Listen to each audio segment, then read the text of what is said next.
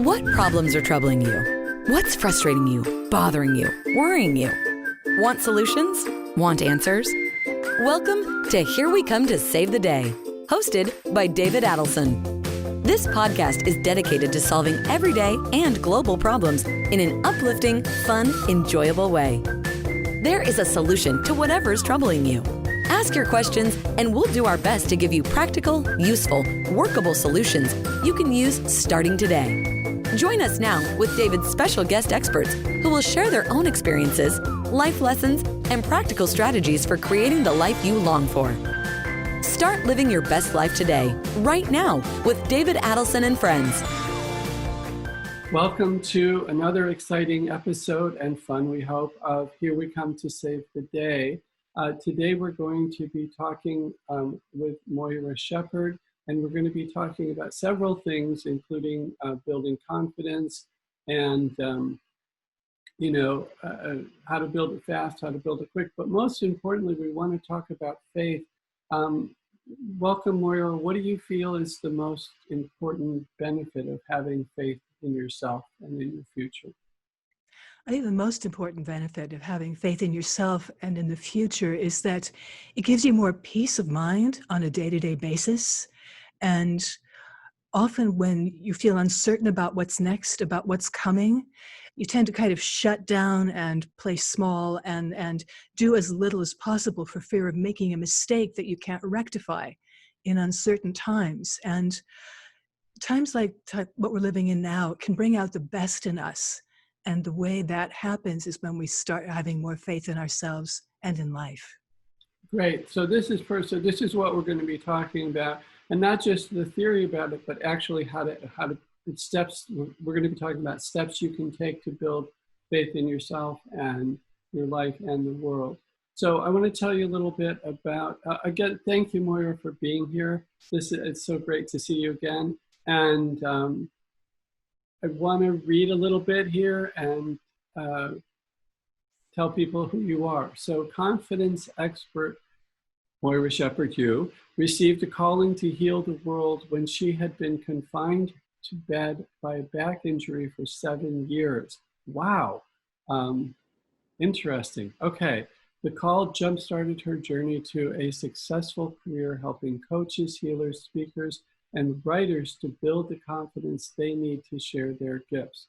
Her new book is Love Your Way to Success, 5 Keys to Confidence for Creative Women Entrepreneurs. So men can't use them, I guess, is that the case? Oh, they can use it. I mean, self-doubt and uncertainty is part of the human condition.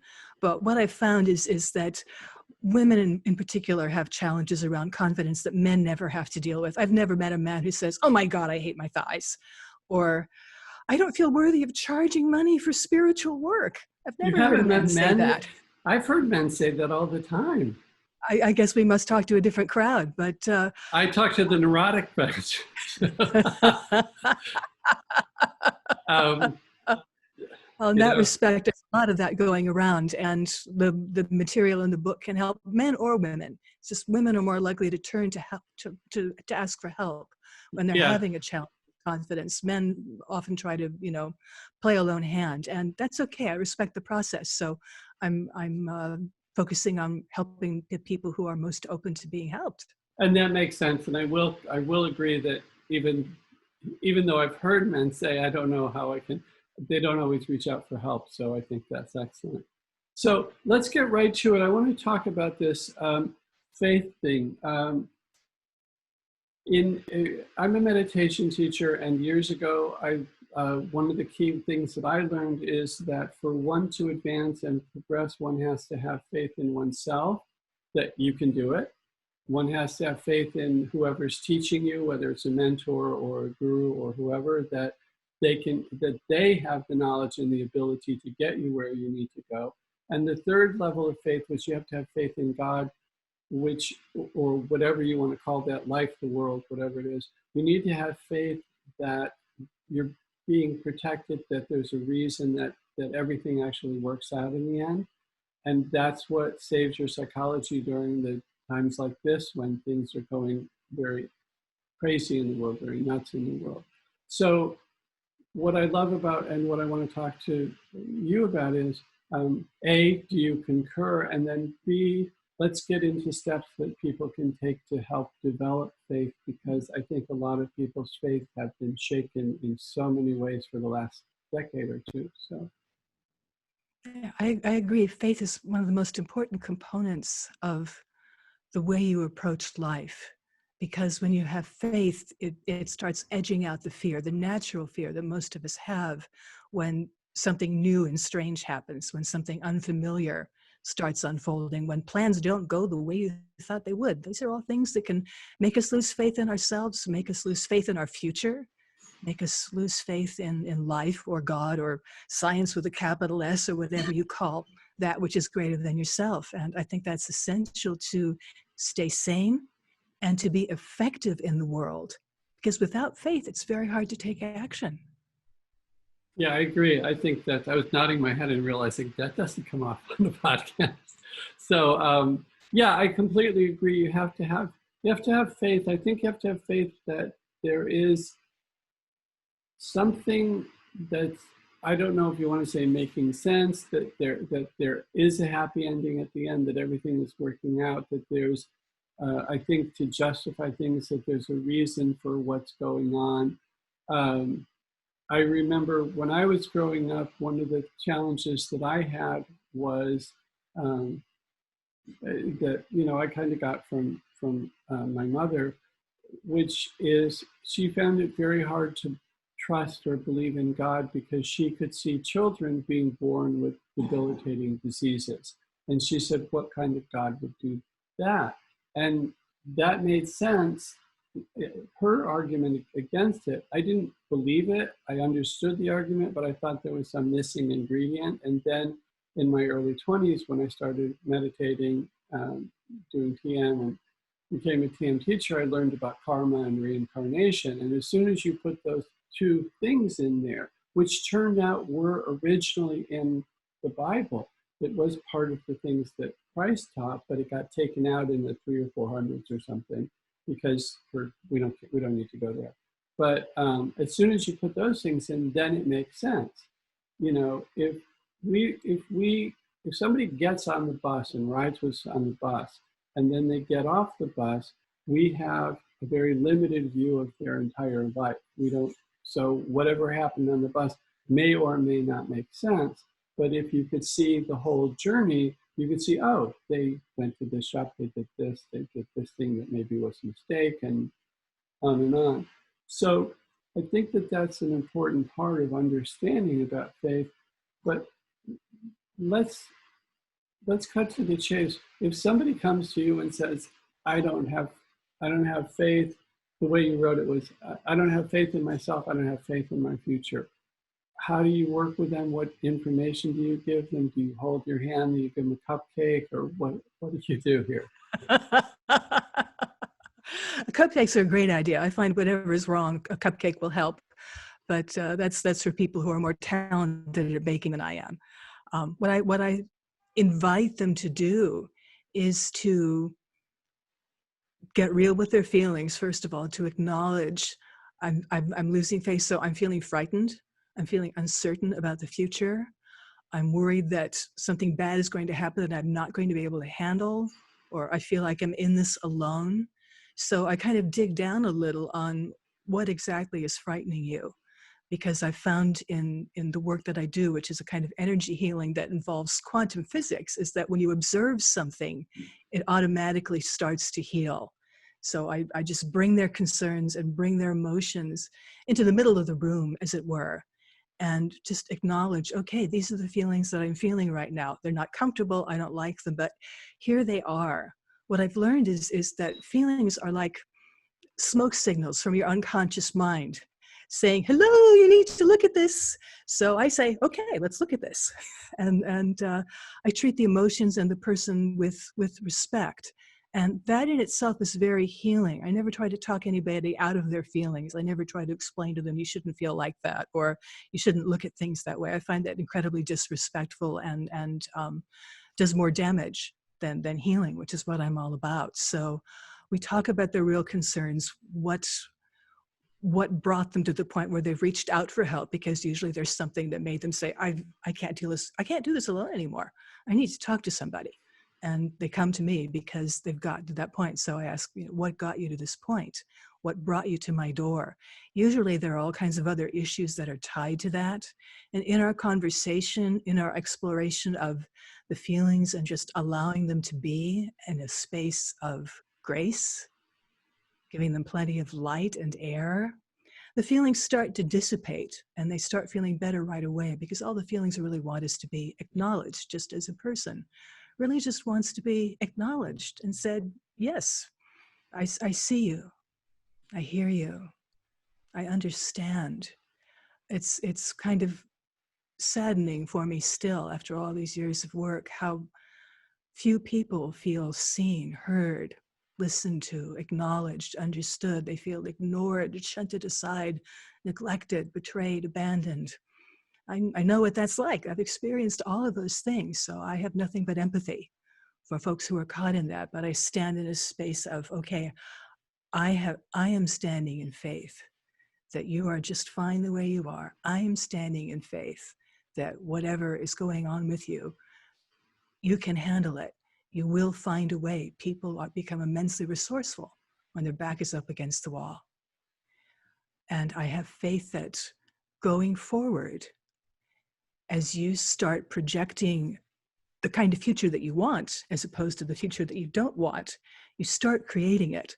One of the things in quantum physics that I found is the physicist John Wheeler talks about how atoms are not really tiny little things. They're tiny little tendencies, and they can be moved by thought, by emotional energy, by the power of intention.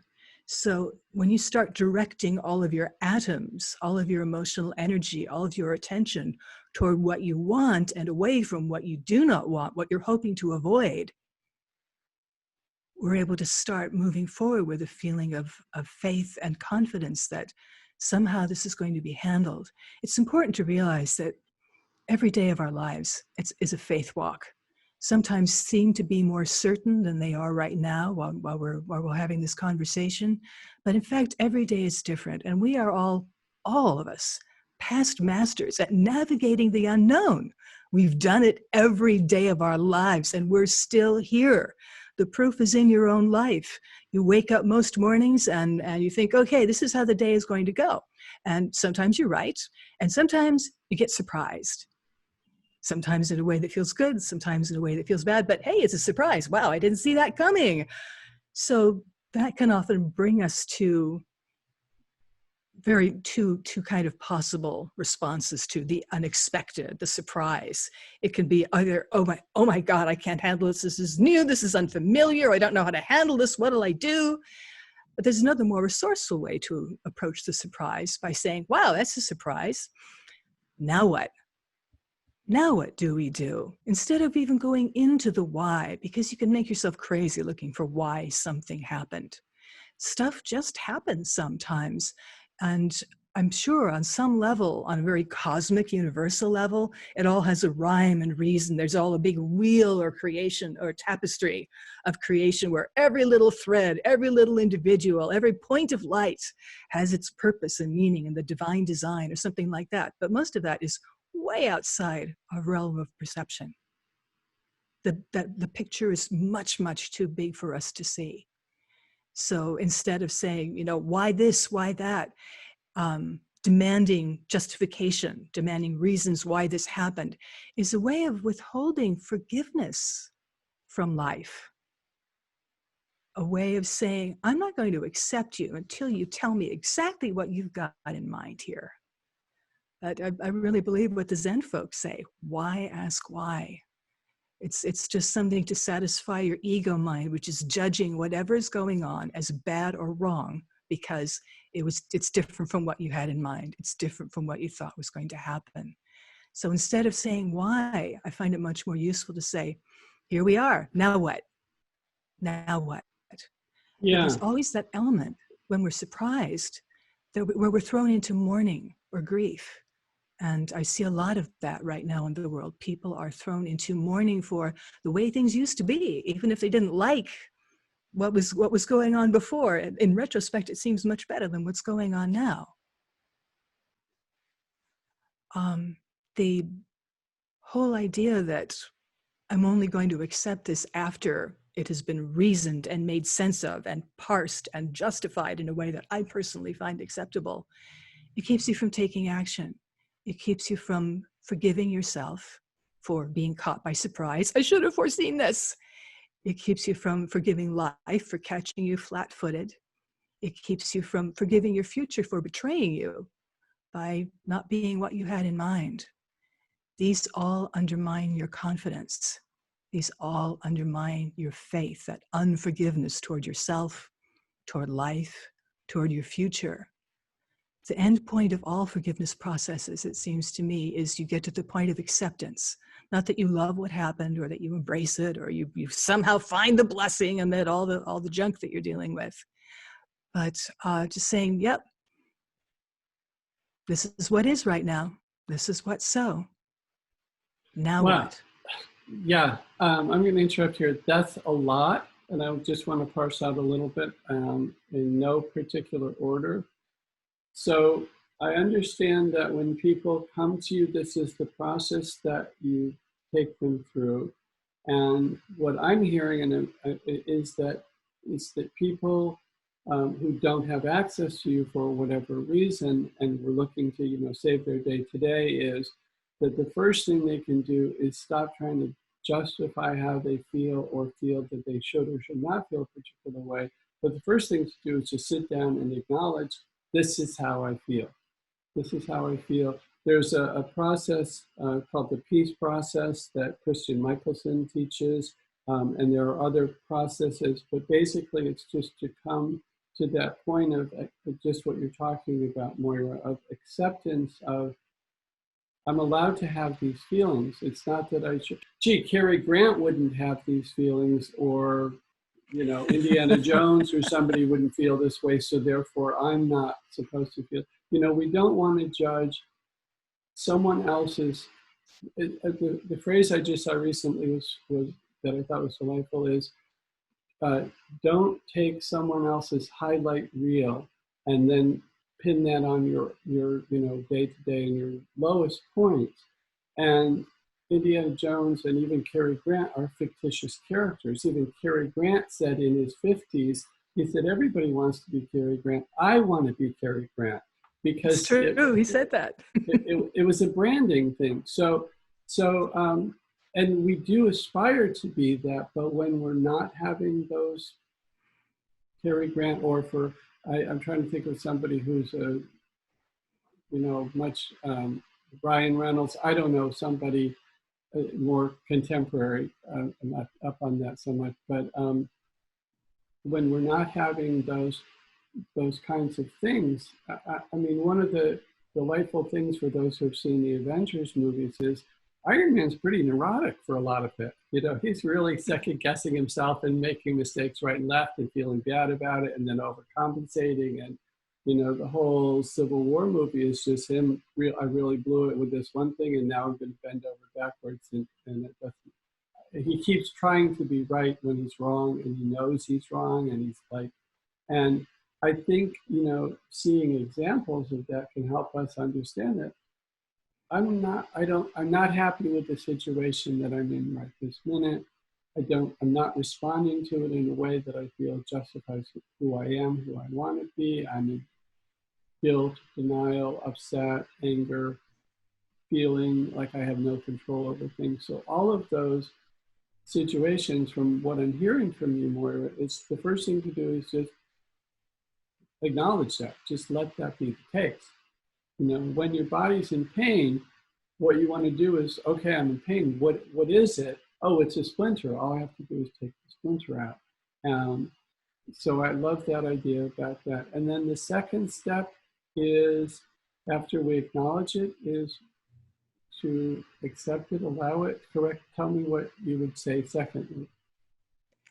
I accept that this is what is. I accept myself as I am. I accept that this situation is my reality right in this moment. Good. And then once we do that, then I here I am now that, the phrase that we always use is, this is what's in front of me. What do I want to do with it? Where do I want to go from here? Who do I want to be? What do I want to experience? Rather than, sometimes we want to be a crotchety old man. Sometimes we want to just laugh. One of the things that I teach people a lot is, no matter what happened, if it didn't turn out the way that you wanted it to, without going into all the crazy analysis again, you also said don't do, don't go why, is the response that we like is, whoops, just whoops, whoops. I love that. And so then simple. And then very simple, and then with that, it's all gone. And then we go, what do I want to do now? Where do I want to go now? I pin myself in this corner. Whoops. Oh, well, I think what I want to do is I think I want to rise to the challenge. I want to cut a hole in the back wall and get out. I want to, whatever it is that we want to do next. I feel that that's a very empowering thing to recognize, that this is where I am. Now I get to decide, what do I want to do next? And let's talk about that for a little bit, because a lot of people mistakenly believe that their habits of responses are built in, that's hardwired into their system, and they can't change, and they can't, I am upset at this, I'm justified in being upset at this, and they're caught in that loop and can't move forward. How do you address that? You said it yourself, asking, what do I want instead? What do I want instead? It's so easy to think that how we think today is the way we're always going to think, and that the way we feel today is how it's always going to be. The brain is lazy like that. It doesn't want to have to do an extra work, or, to do a, projection, or if I do this, then that will probably happen. A little foresight applied there, something like that. It's just easier for a kind of a lazy brain, which most of us have. That is hardwired, is to say, what's the easiest thing to do here? And that is to say, well, this is just how I am, and I'm powerless to change it. And I don't know if I'm okay with that, but that is so. And as is so often the case, that is a decision rather than a fact. And it can be so empowering to realize, oh, I decided that this is the way that I am. But what if I decided that I want to be something else, that I want to feel another way? Because, we're in the driver's seat here. There's nobody making us feel a certain way but us. There's nobody out there manipulating us, or puppet master or anything like that. So I'm going to do this thing and you're going to feel terrible and your life will suck. And nobody's doing that. We often do that to ourselves. That can go back to childhood. That can go back to generations, behavior that's in the DNA as well as in the environment, which can really reinforce those tendencies. It's understandable in cases like that to feel like, well, I've always been depressed, say, and I'm just a depressive person, and that's just how it is. And, my mother and my father before me, and my grandfather and my great-grandfather, we're just a depressed family, basically. Well, that's a decision, because this is your life. You have the power. You are in the driver's seat. You get to decide. I wonder what it would, if I could find out what it's like to be happy. I wonder if I could find out what it feels like to feel safe. I wonder if I can find out what it feels like to feel confident. Because we tend to intellectualize things. We make decisions based on emotions, and then we justify them afterward with our minds. We intellectually come up with, well, I did it because of this or because of that. But we make decisions based on how we feel most of the time, what our emotions are.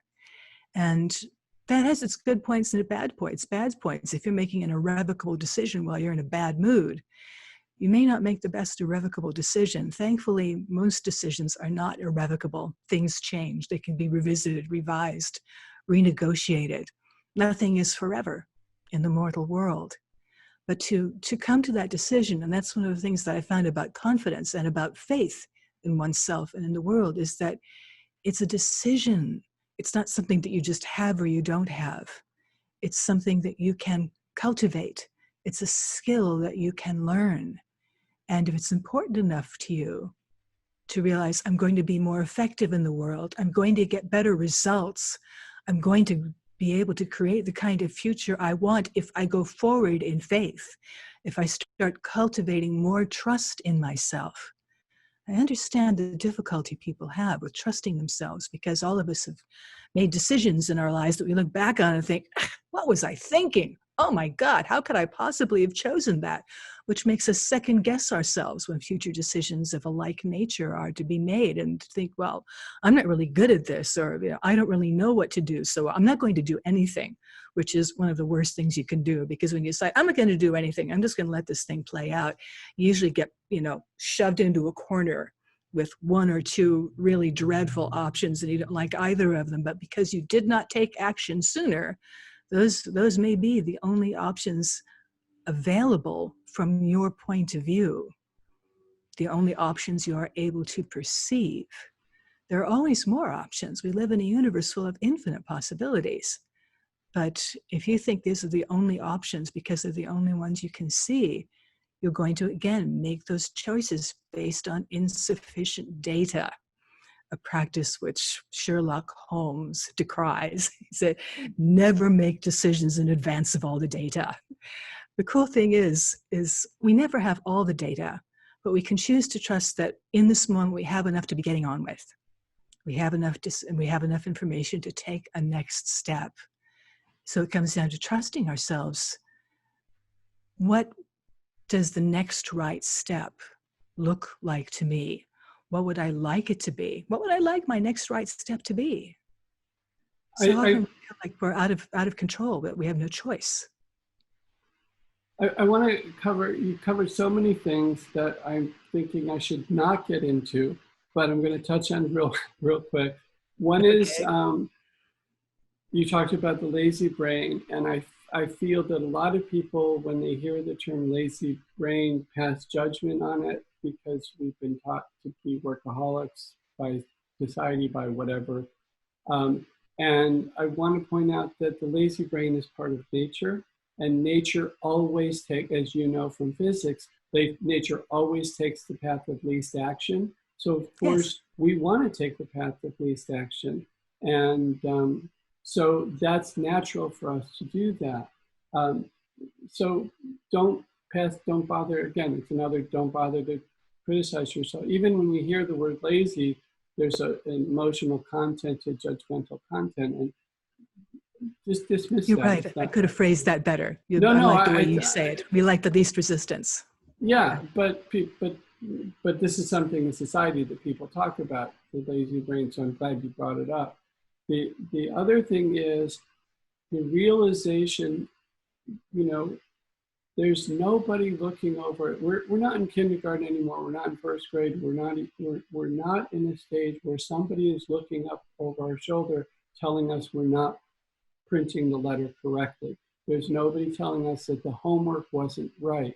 And unfortunately, after more than a decade of education, closer to 2, people are used to the habit of, who's calling shots, who do I have to please? Whose mind do I have to change to move forward? And one of the things that we like to do is remind people that it's your life. You have permission to make the decisions. And I think at that point that you're talking about, at that moment where we're looking at, what's happened and I'm overwhelmed, or whatever that crisis moment is, or that traumatic, or that point, the first thing is to recognize that, to empower ourselves to recognize that I can make a decision. There isn't any, I might have a partner, I might want to ask some people their advice, but the first thing is I get to make a decision. And I love what you said is, what if I decide to be happy? What if I decide to enjoy my life? What would that look like?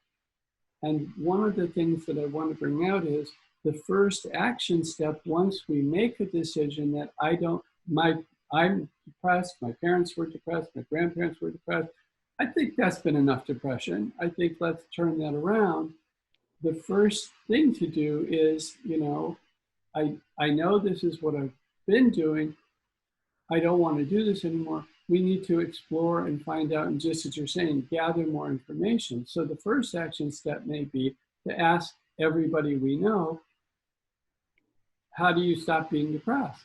What are the steps that I need to take? So sometimes the first action step when we make that decision, and that decision, as you're saying, we have self-doubts are coming in, and can I do it and all of this, is just what I love about your book. What I love about what we're talking about of who shows up to you is, people looking for answers. And we want to encourage everybody. The first thing to do is ask the questions. What do I need to do? What are the, I know you had health issues for a long time. I once met somebody whose son had cancer. It was when my son had cancer and we were in the hospital. He had taken his son to 24 doctors before he decided on the treatment. Most people don't do that. Most people will, whoever they go to first is who they believe. Maybe they'll get a second opinion, rarely a third, and nobody gets 20 opinions, But what his options were so much better because he did that.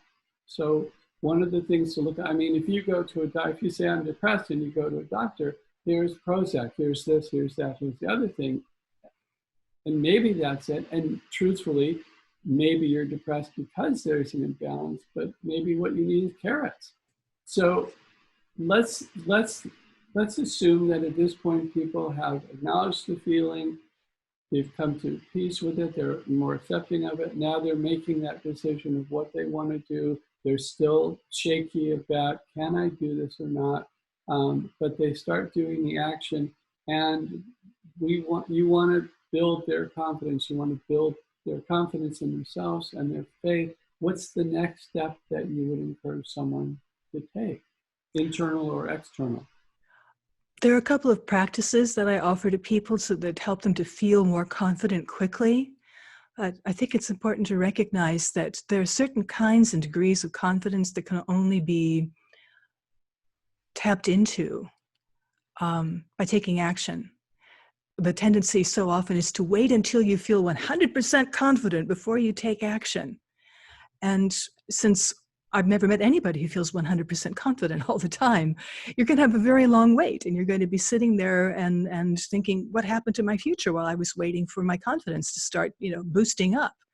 So part of it comes to the decision. I'm going to cultivate more confidence, and I'm going to do one action that I feel 51% confident that I can do.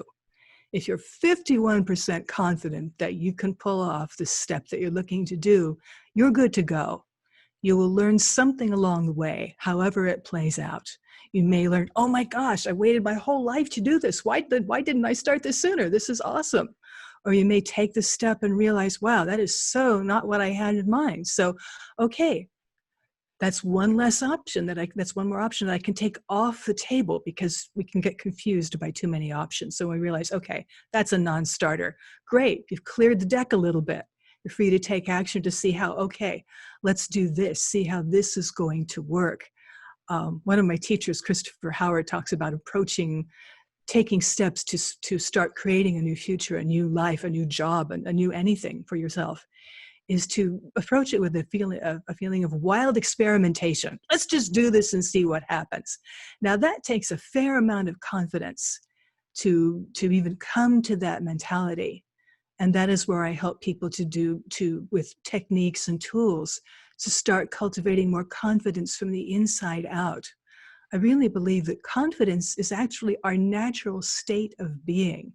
I've met very few 5-year-olds who did not know that they were all that in a bag of chips. They just knew, but as they get older, something or someone crushes their spirit, or they have an experience that's overwhelming to them and they haven't been able to cope, and so they start doubting their ability to handle anything. It happens. That's understandable.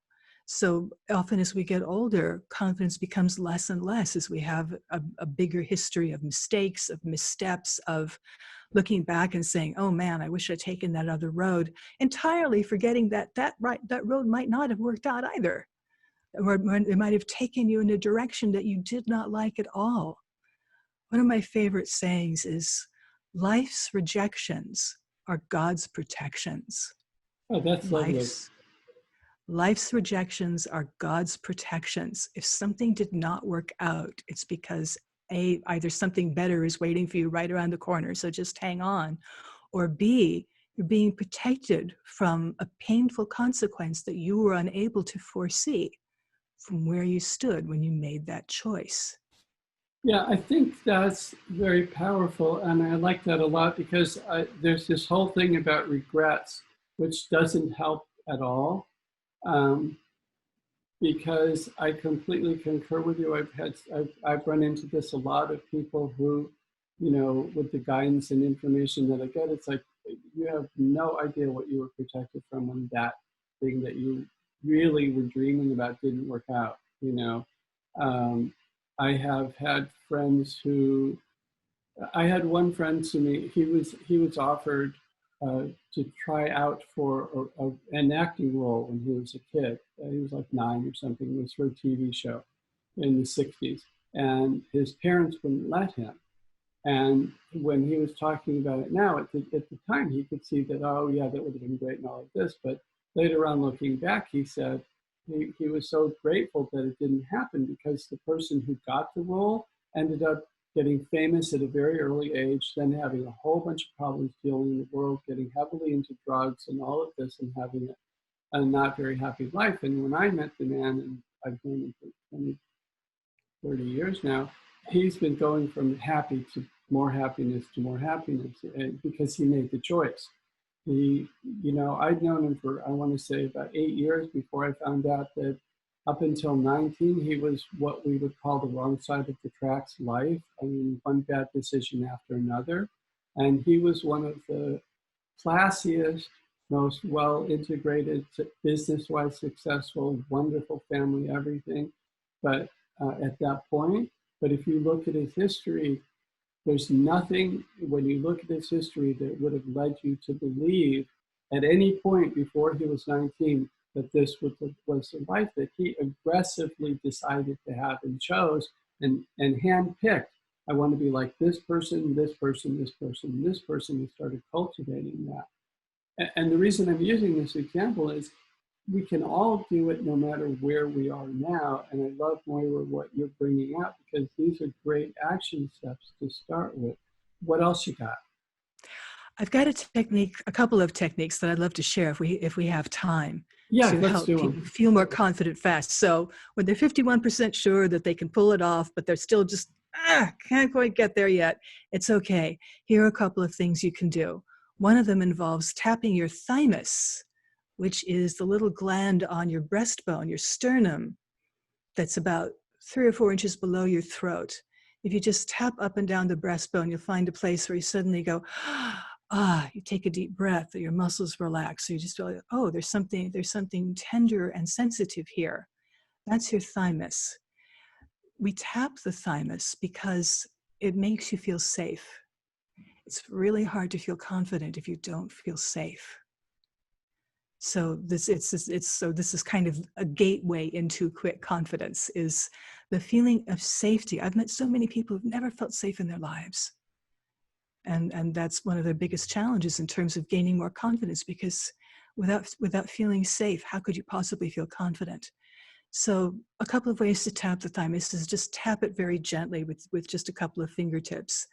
But it's a very tender little gland, so I find it works best if you just tap the air like right in front of it. So you're tapping the energy of your fingers is tapping the energy of the thymus.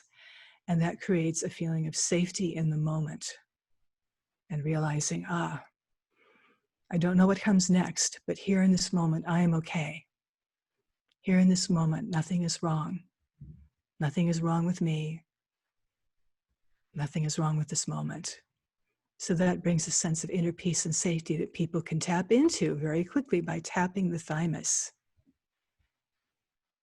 That's excellent. And one of the advantages is when we get to peace, it's easier to make clear decisions, that it's just easier to, we're not in that panic moment.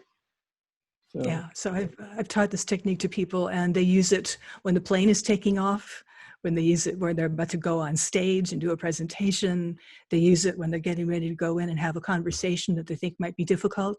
So there are many ways, many occasions where you can really use that feeling of safety, because If you anticipate threat or attack, that can shake your confidence, and you're not going to be effective.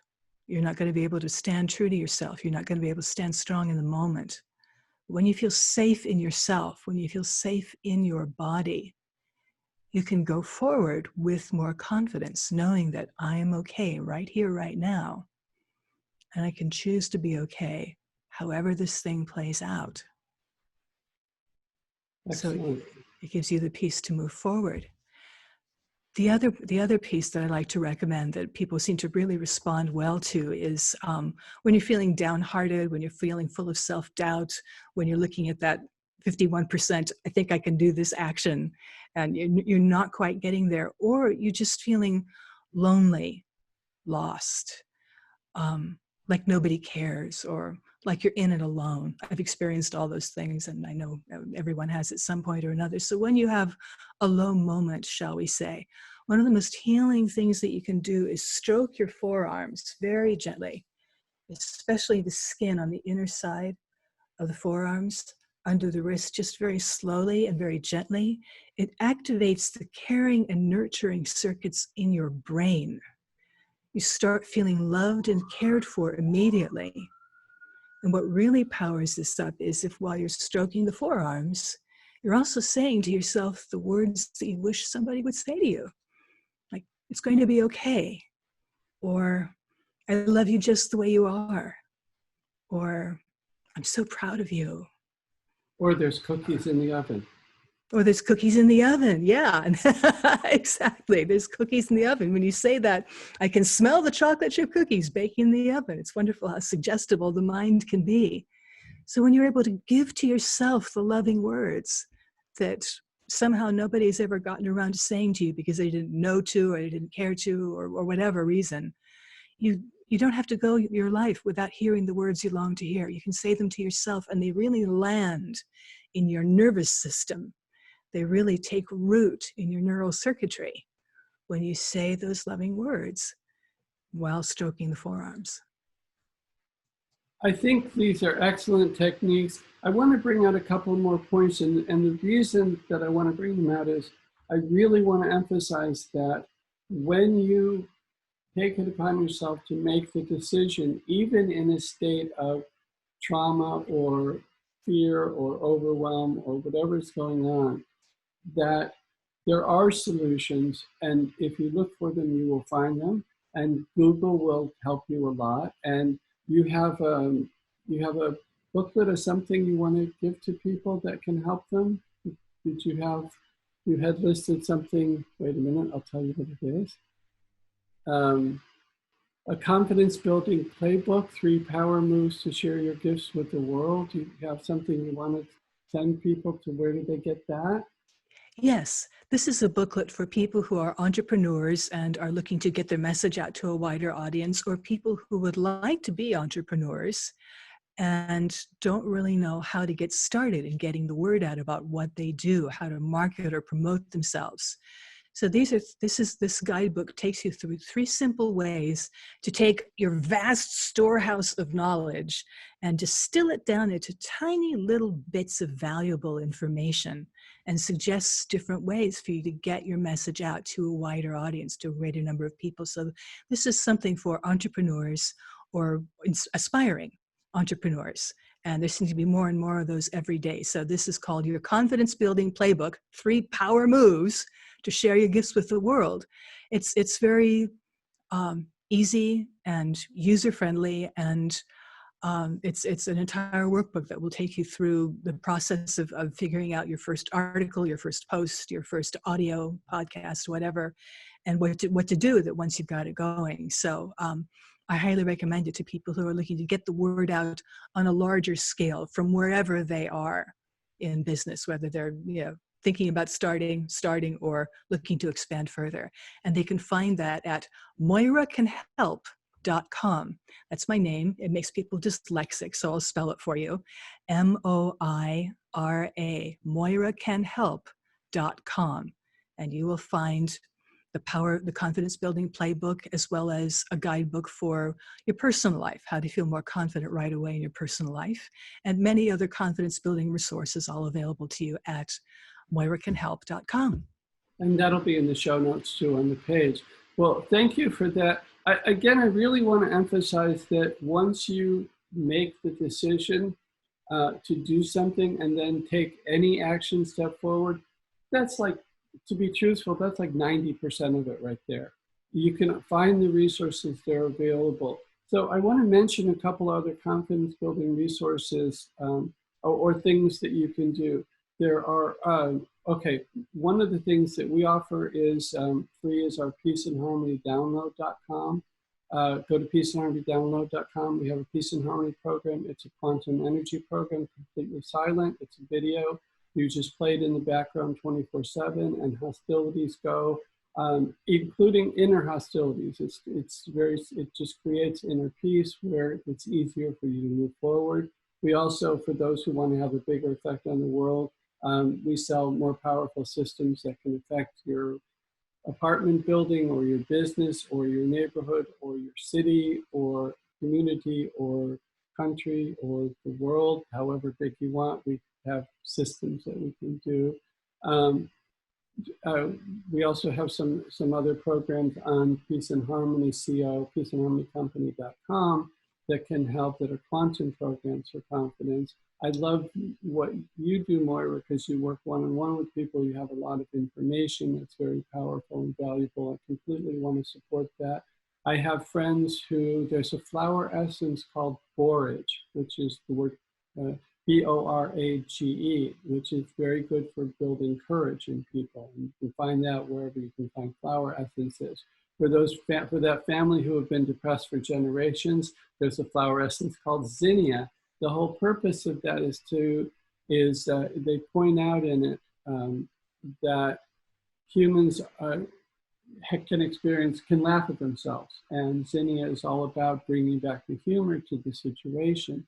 You know, you talked about earlier, one of the things when that ability to choose, to make a decision, you know, do I want to be this person or do I want to make this move in this direction? And we've had the experience where people come up and say, well, is it this way? And what we say to them is, pretend it is and see what happens. Pretend you can do it and see what happens, you know, just to help them move in that direction. And I'm only giving these examples because there are lots of others. You have programs that people can work. Is it true one-on-one with you? Is that something, or do you have group programs or just the books, or how can I have a group. I do one-on-ones. I have the book, Love Your Way to Success, and I'm in the process of turning Love Your Way to Success into a workshop series that will be available to people online. So perfect. So there's ways to work with you. We have a program called Forever in Flow, which is more about getting in flow, but it's not necessarily confidence building. There are other things out there. If you want it, you can get it. And I talked about the Doctor 1-20. Maybe you find it the first time out. Maybe it's the third time out, but talk to people, somebody you know or somebody they know, or look on the social media, simply ask the question, my family's been depressed for 14 generations. We don't want to do it anymore. How do we stop? And believe me, people will start giving you advice. And some of it may not be useful. The first 15 may not be, but the 16th could turn your life around in exactly the way you've never dreamed of but always wanted. So I think building faith, just what we said in the beginning, having faith that you can do it. And I loved growing up that, you know, I was told by somebody that you're never given more than you can handle. So no matter how much it is, you know, whether you're somebody who can hit, I want to use the example of, we all have the ability, whatever the situation, to do the equivalent of hitting the grand slam, bases loaded at the end of the ninth when we're, you know, three runs down and winning. Whatever is going on in your life, Moira's giving you some really practical techniques. Meditation, there's so many things you can do. And the reason that it's important to us is you've had a life that was not so comfortable. Most of the people that I know, we want everyone to be able to live their best life possible. And we've reached, truthfully, we've reached the scientific age, especially with the advent of quantum mechanics, where there's simply no excuse anymore. If you want it, you should strive for it. And if you don't get it, you're being protected and you'll be given something better. But that action step, I love that. 51%, pretend you can do it, see what happens. Allow it to work is another big one. Allow yourself to have it happen. Yes. Allow yourself to go on stage. And the fact that you went on stage at all, in whatever that means, is huge. It's a huge thing. Well, I got through that. I didn't get the standing ovation that I hoped for, but, or even I got laughed off the stage, but at least I went out there. And now that I've experienced that, that actually wasn't so bad. Maybe I'll tell jokes next time. And, that way when they laugh, it's in my favor. Absolutely. That's the one of the interesting paradox of so many of our thoughts about confidence. We wait until we feel confident before we do something, but the confidence comes after we do it, not before. Yeah. That's just what you're talking about. Yes, you didn't get the standing ovation, but my goodness, what a victory. You got on stage, you didn't faint. Yeah, declare victory and go home. I know. And it's and taking action, making a decision, again, making the decision of what you want and taking that first action step there's a phrase, well begun is half done. It's 90% of the success is right there in the beginning. That's basically, you're taking, a train that's fully loaded, that's been not moving, and to get it moving, that's where it takes. When we look at the rockets, all the energy is used to just get it off the launch pad. Once it's in the air, they shift to some other rockets that are secondary rockets, but the big boost is to get started. So I think we're both encouraging you, make a decision, take an action step, move in the direction of the life that you want, have faith you can have it, have the confidence you can do it, and take the steps to build the faith and build the confidence. I want to let you wrap up with anything you want to say, any way I can support you, that anything we haven't covered that you'd like to bring up. Thank you, David. First, I want to say thank you for having me on the show. I'm really enjoying our conversation, and I hope we've brought value to the people who are watching or listening. I really appreciate the opportunity to get this information out there. For our audience, what I would say is, I believe in you. You're greater than you know. You've got this. You've got this. Perfect. Perfect ending. Moira, thank you so much. It's a pleasure to see you again. And I'm so grateful that you're here and sharing this with our audience. And maybe at some point we can have you back again and go a little bit more into detail. I would love that. I don't know what the schedule is, but we'll see what we can do. So let's keep that option open. And that would be great. Yeah, I think we play well together. So very good. So let's keep that open, and wish everyone in the audience to just enjoy and be fulfilled and have confidence in yourself, have faith in yourself, have faith in the orderliness of the universe, whether we call that God or Divine Mother or Shiva, whatever it is that you believe in. Trust that you can have the life that you want and move forward. Thank you so very much, and we'll talk again soon. Thank you, David. I look forward to it. Take care. Thank you for listening to another helpful, fun, and life-changing episode of Here We Come to Save the Day with David Adelson. To access the show notes and additional resources, go to herewecometosavetheday.com. If you've enjoyed the show and find it helpful and fun, please leave us a review and share with a friend. Tell us issues troubling you or questions you have. We're here to help you.